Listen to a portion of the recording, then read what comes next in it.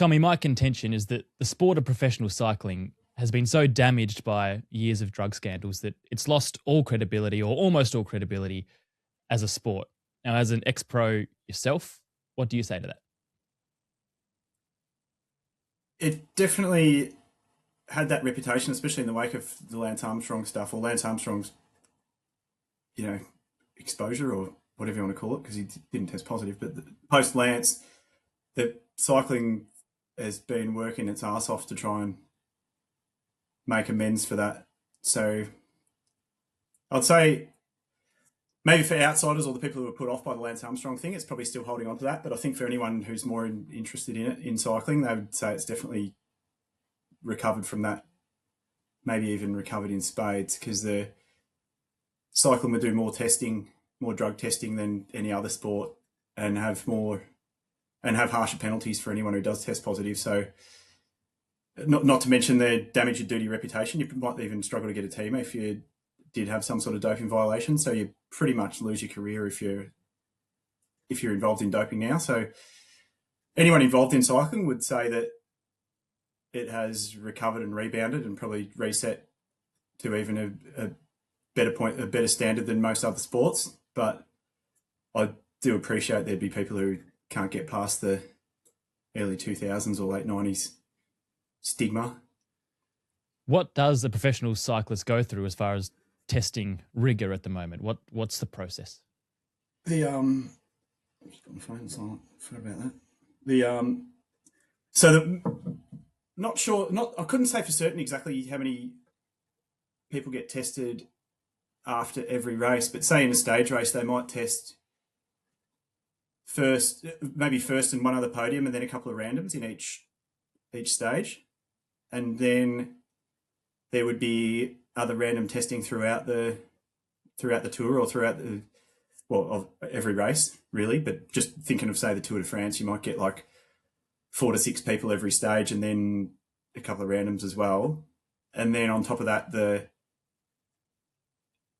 any UCI registered racing cyclist from a pro team has to get tested they do this thing called blood passport, and they get tested, I think it's, when I was doing it, it was 4 times a year.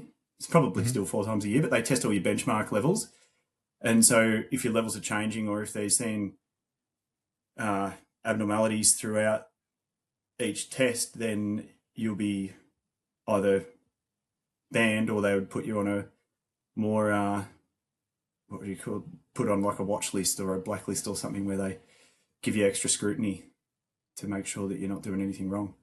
So it's sort of like how gambling companies and sports leagues monitor, I guess, irregular activity, right? If there's a spike in gambling over a certain incident or game or sport, that raises red flags. Is that a similar concept with the blood passport? If there's something that doesn't look right or doesn't look consistent with the pattern, that's when the eyes are set on you and the investigation starts. Yeah, exactly. I don't know anything about gambling, but from how you explained it, yeah, it's exactly the same as that. And what was the culture like when you were racing? So you raced at a high level in Australia, a high level in Belgium for a couple of seasons. If there's anywhere else, let me know. But what was... Yeah, the US. Mostly the US, yeah. Mostly the US. Okay, so what was it like? Did you see doping? Was there pressure to do it? Was it something that there was a majority of you that were doing it the right way, and there were only outliers who you suspected? Yeah, so my first season racing over there was 2006, and Lance had finished by then. So I'm in a funny spot. There's this period of like 3 years or 4 years where the guys around my age came in after, like, in hindsight, doping was maybe the norm, or whether it was, quietly accepted. And then there was like this clean wave of, post Lance era generation that came through.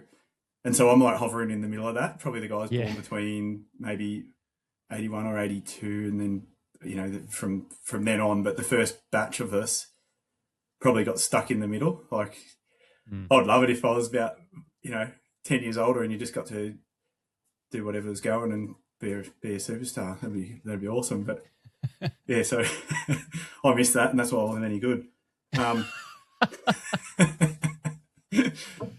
Well, there's No, a great. Oh, sorry, you go, mate.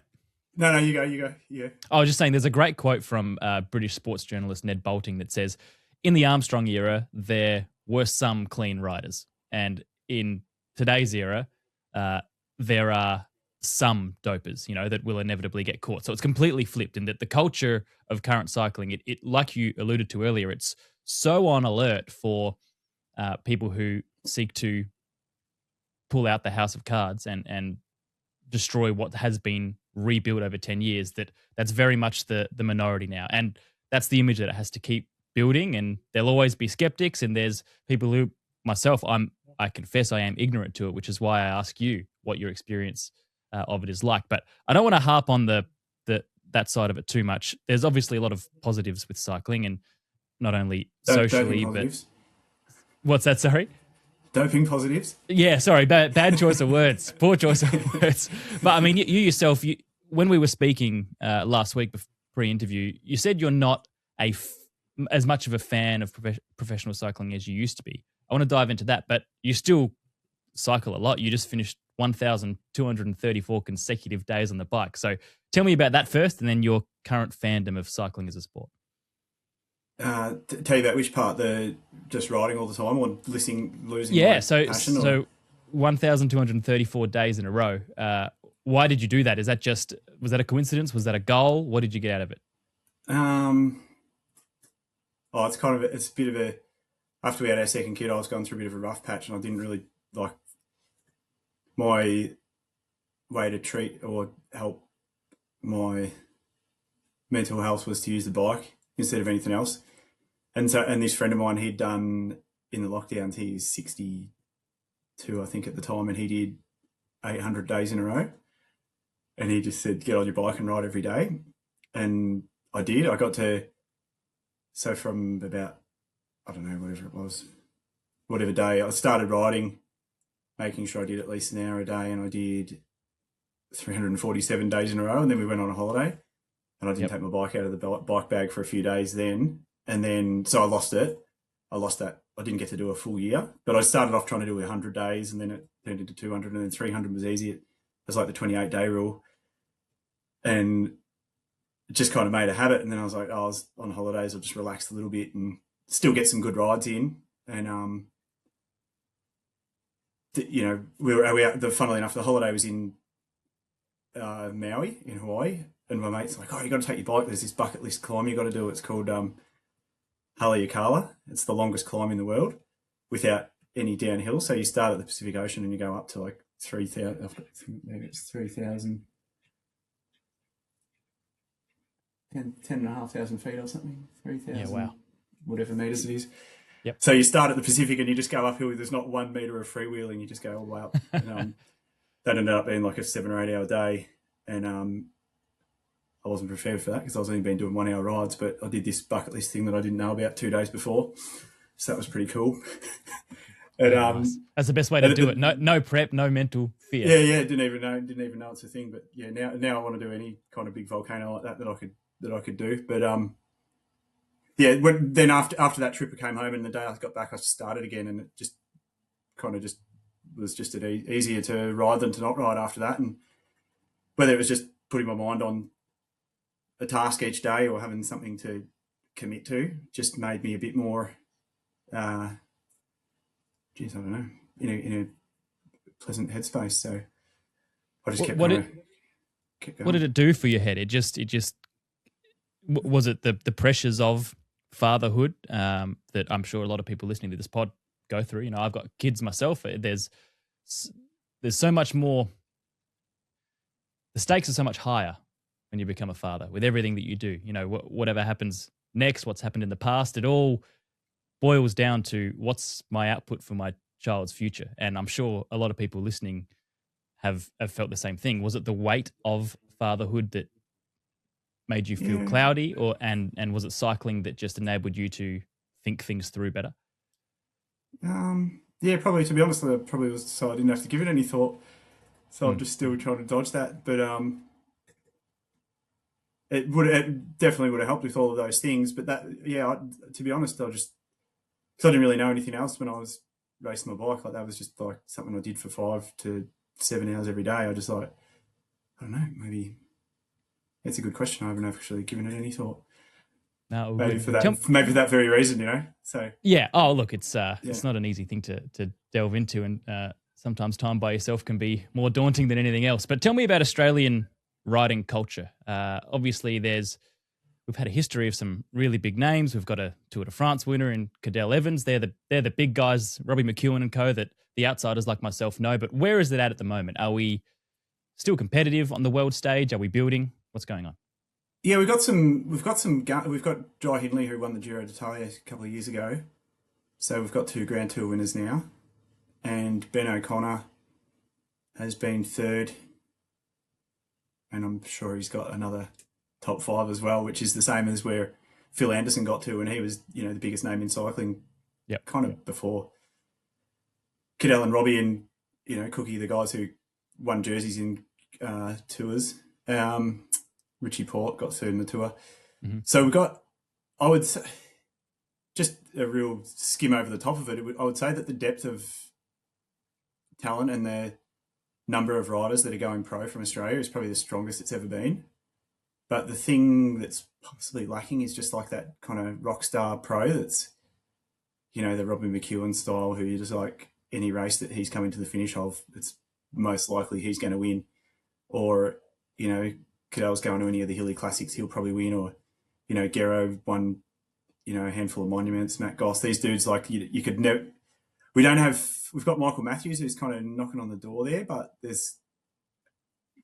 just kind of lacking someone who's just going to be like, whether it's that Cadel or the Gero or the Robbie, I hope they're coming, but they might be. But it just seems like we've got more depth than we've had in ever, but we don't have a rock star that's just, you know, going to just blow the peloton apart. But there are a number of those in the world at the minute, and we've had a couple over the last couple of generations that are just unbelievable, and they're not Aussie.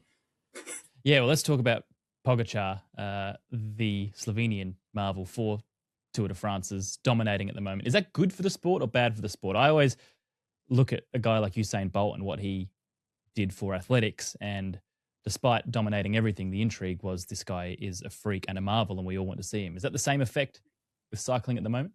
It's a funny one. It'd be completely divided. Like, you get the haters who maybe have got like some tall poppy kind of attitude towards him. Yep. Who think it's boring that he's winning everything, and then you got others who just go, "Geez, you got to stand back and appreciate the greatness." You know, even riders labelled the greatest riders ever are starting to say that Pog is the best ever. So wow, it's incredible that it's like the golf thing. You know, everyone's like, "Oh, Jack Nicklaus is the best. Jack Nicklaus is the best," and it's like, when Jack was doing it, were there as many full-time professionals as when Tiger was doing it? Probably not. So anyone who's the best in their game now, you would have to say, is just even a cut above, because to do it with all the money that's behind all the, you know, every single, you know, you think of how many riders have got money and support behind them compared to what there was in the 70s when Eddie Merckx was winning everything. Mm. It's a different game, you know, so Pog might, I don't know what the financial investment is in him from his support network, but there would be, you know, 200 people with the means that he has, whereas when Eddie was doing it, there might have been 20. So for Pog to be going from the start of the season and being competitive in all the classics, he's doing the Flanders Classics, he's doing the Ardennes Classics, he's doing there's talk that he might do more than the Tour as well. It's just incredible. It's just mind-boggling, to be honest.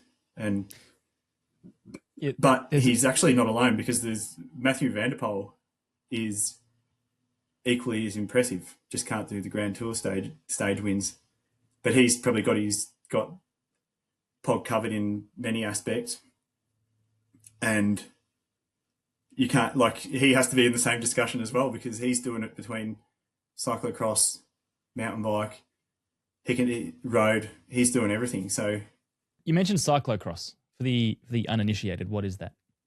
It's essentially a 1 hour mountain bike race on a road bike with knobbly tyres. This is the best way to explain it. Yeah. So super light, slim frames equipped for muddy conditions. It's essentially a road bike with 33mm knobbly tyres, and they might ride through mud, sand, snow, stuff like that, just on a, the circuit. The loop might take, 3 to 5 minutes, and they do it for an hour. It's just like full gas, start to finish.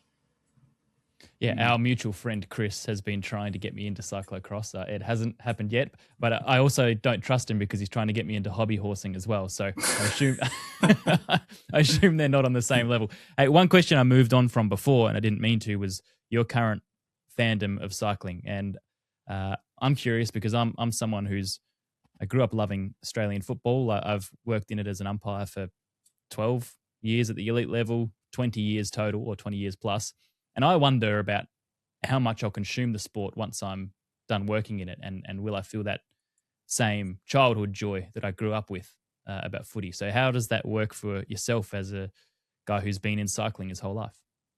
It's a funny one because you'll probably come back to it once your kids get a little bit older, I'm going to guess. Because with the footy, when you said about my cycling, how much I'm a fan of cycling now, it's kind of like footy. For me, the golden era of AFL was probably, 90s into the early 2000s. And maybe that coincided with me going overseas to live for about 10 years. Might have coincided with the D's being on the bottom of the ladder for about that period. Could have been just that we lost all that kind of, the rules kind of changed a little bit and wasn't as rough, and they weren't having the hard hits as they used to. But I would also at the same time say that footy's probably in the best place it's ever been. And the level across the board from the worst player on the worst team to the best player on the best team, that gap is a lot smaller than it probably was. So the skills that you see, even in maybe a low skill level game, it is quite incredible when you can kind of remove the names and the reputation of who's showcasing those skills. And cycling would be the same. Like my favourite era of cycling was the 90s, and it was kind of when all the bikes were more similar. Like the frame were a very traditional kind of what they would call a triangle shaped frame without all these aero carbon things, and everyone's wheels were pretty similar and the group sets were pretty similar, and the riders were the difference. It wasn't the equipment and technology that was making the difference. And so it's not to say cycling right now is in the best spot it's ever been, but for me, that kind of the arms race and all the one percenters that everyone is doing for every little advantage they can get, it just kind of, it's kind of taken the athlete out of it for me.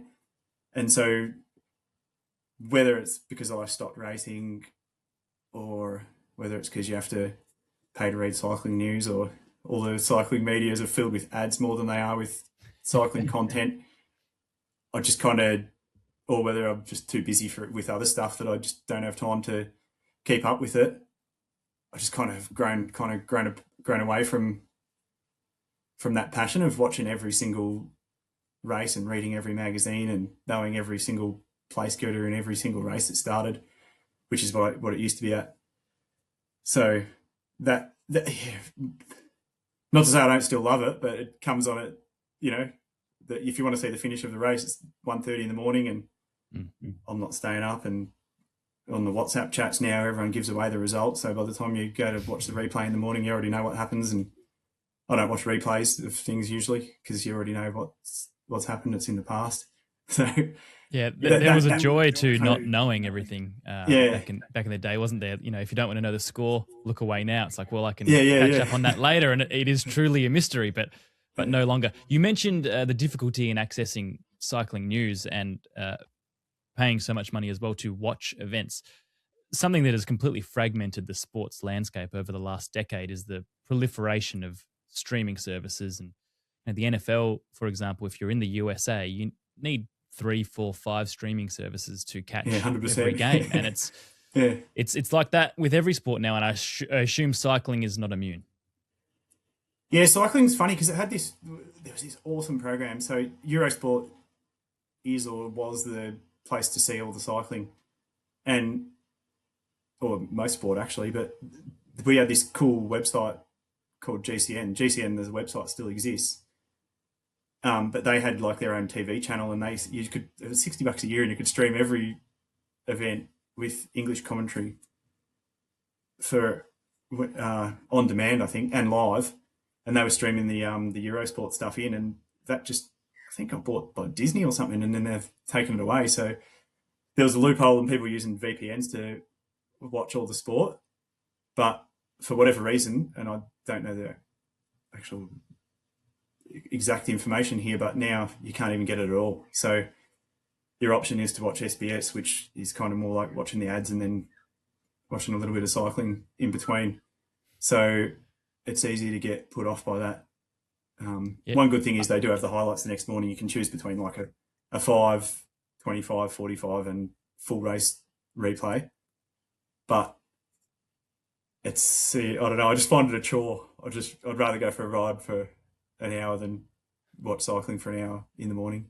Yeah, well, it's the same. I mean, the World Rally Championship, that's a sport that has a very dedicated but quite a niche market, and one of their main media providers has put a lot of stuff behind the paywall, which is bizarre in itself. It's very hard to access the sport unless you have Stan Sport, and I use Stan Sport to watch the Premier League, which 10 years ago was on Fox and you could watch it everywhere, and then it went to Optus, which no longer exists, and now it's Stan Sport, which is $35 a month if you want to have the sport package. So it's just an extraordinary mix of expense to try and follow. Not even every sport now. You pick or choose your 2 or 3 that you can afford, really, and it's I know we've got that many streaming services to try and get all that stuff, and I remember at the time, like even to get the cycling, you'd have to have, I think it was Stan Sport for the track cycling, and then something else for another one, and it's just like, geez, I've got a lot of streaming services here that are getting watched about once every 3 months.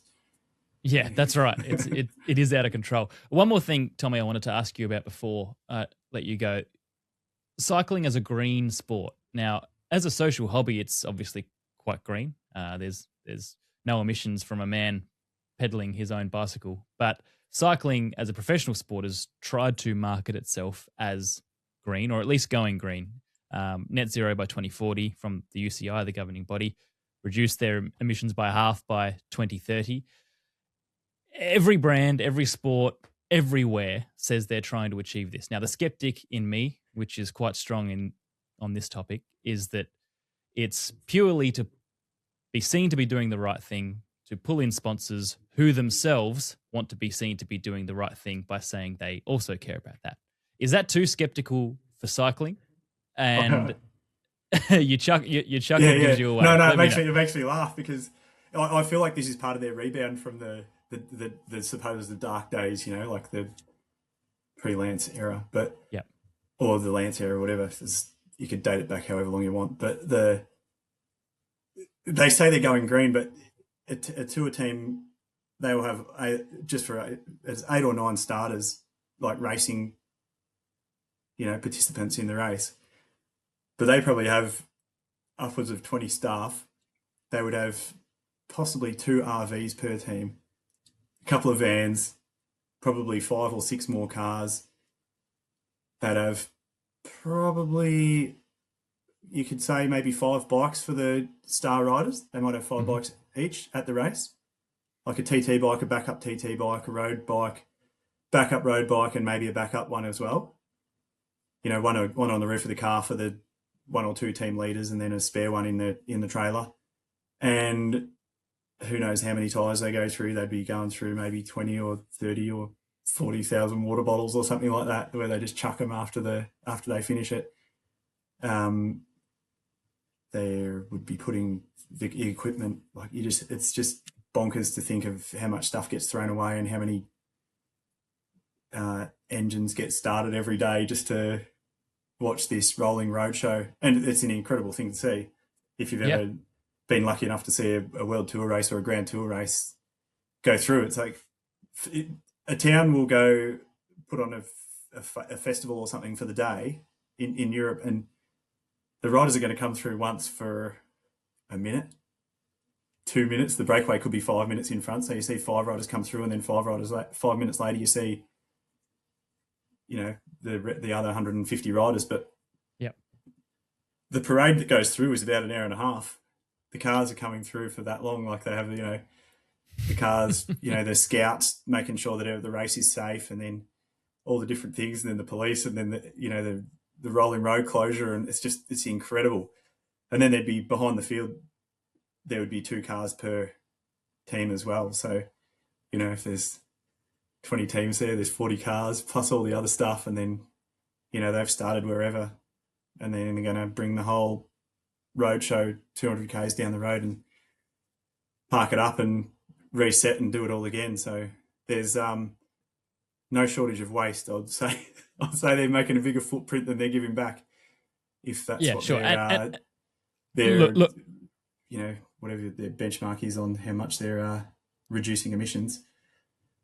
Yeah, and I'm anything but a climate activist. To be frank, the topic doesn't particularly interest me in any way. The part that interests me is organizations pretending there's something that they're not. I personally have no concern with what the emissions are for sporting events. I think sport adds a great amount of value to the world. I will always think that. I don't think anything can possibly change that. But what I don't like is setting these loose targets for a reputational sugar hit and a financial sugar hit to bring commercial interest to your sport. Targets that can be changed or abandoned at any point with really no consequence. And we've seen that with governments around the world that will be net zero by 2040, 2050, and then it just doesn't happen, and they go, we won't do that anymore. So what was the point of the fuss in the first place? I know you see some of these cricketers are happy to fly all around the world in probably business class or chartered flights, and they're flying back and forth between all the different countries, and just think of the energy expenditure to turn the MCG lights on.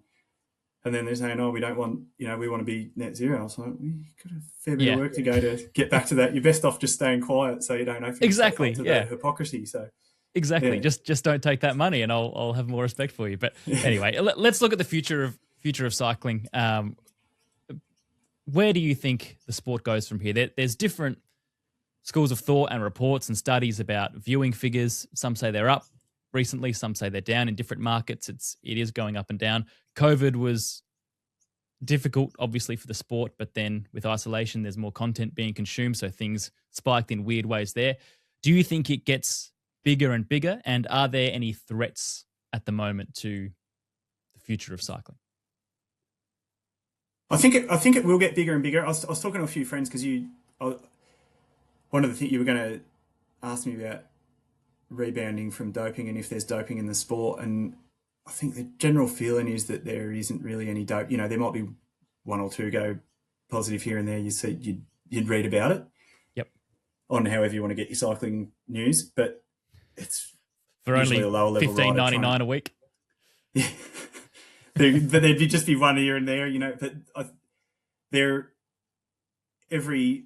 just adding all these 1% and 2% gains on top of each other. So I think back in the day, the guys would have taken EPO and testosterone or cortisone or whatever, and that's it.